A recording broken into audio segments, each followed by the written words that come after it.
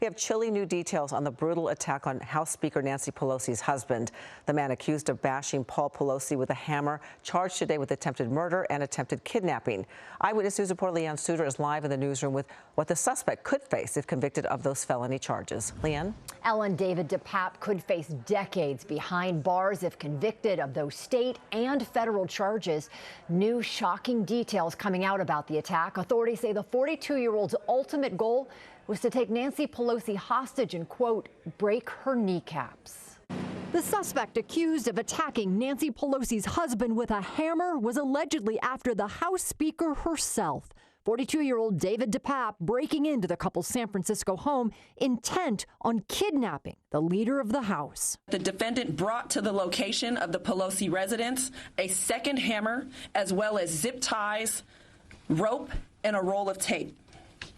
What is clear based on the evidence that we have thus far is that this House and the Speaker herself were specifically targets of the defendant. Pelosi's husband was able to call 911 at the start of the brutal attack. Police say they saw DePape hit the 82-year-old in the head with a hammer, fracturing his skull.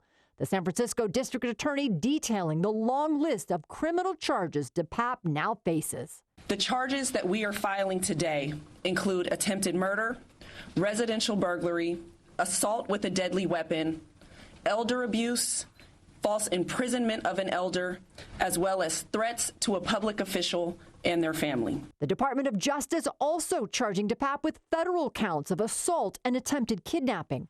According to the affidavit, DePape was after the House Speaker and wanted to, quote, break her kneecaps if she lied.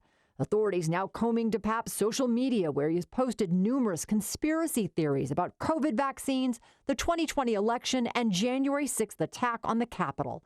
The attack renewing concerns about the growing political violence.